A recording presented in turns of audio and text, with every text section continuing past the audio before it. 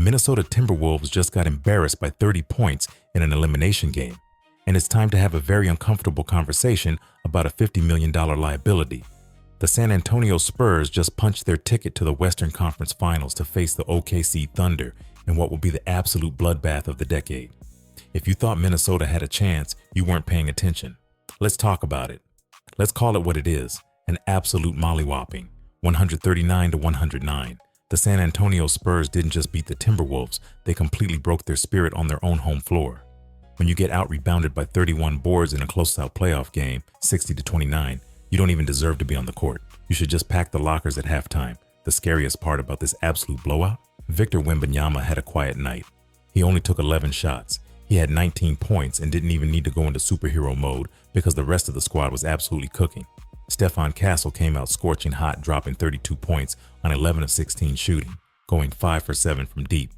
You give a guy like Castle dare shots early in the first quarter, and once he sees the ball go through the hoop, it's a wrap.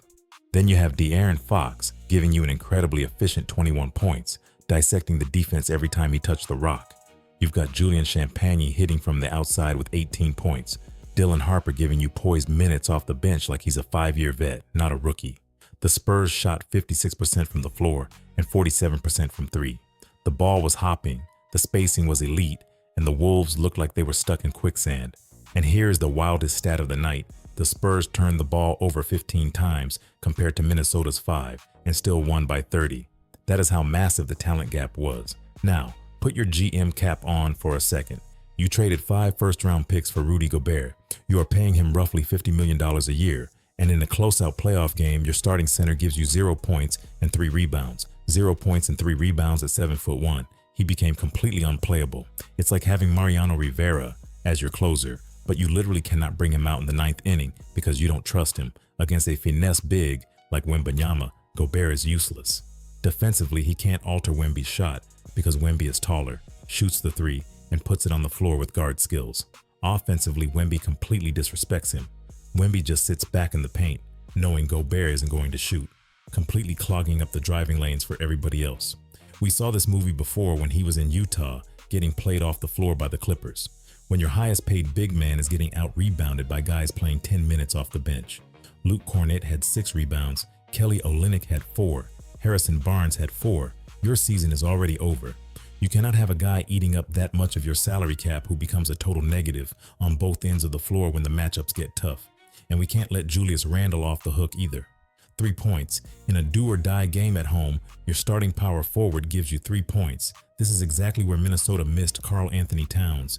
You can say what you want about KAT's postseason history, but he had the offensive gravity to pull a guy like Wembanyama away from the basket.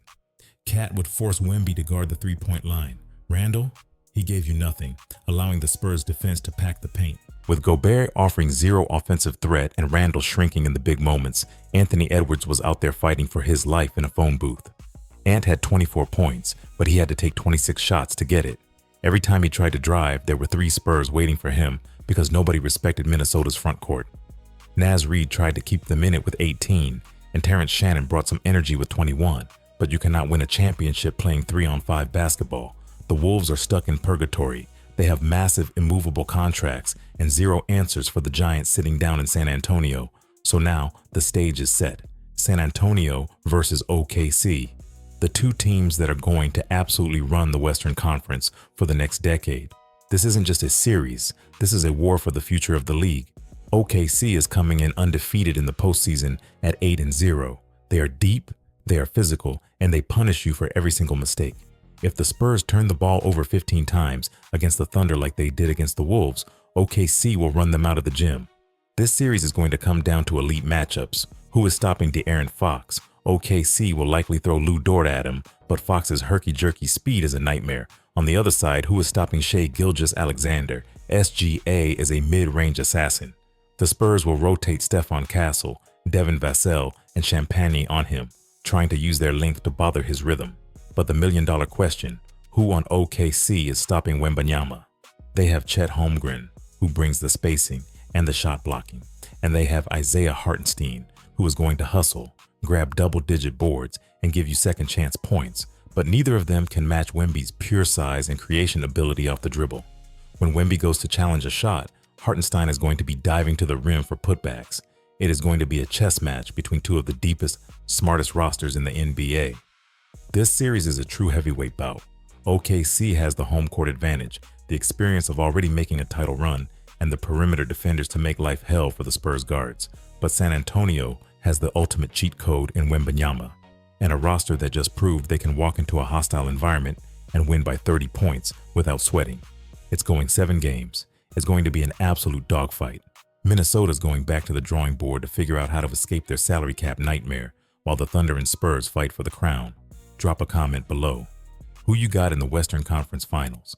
Can OKC's depth and discipline outlast Wemby, or are the Spurs heading to the NBA Finals? Let me know, and keep it locked right here for more unfiltered hoops talk.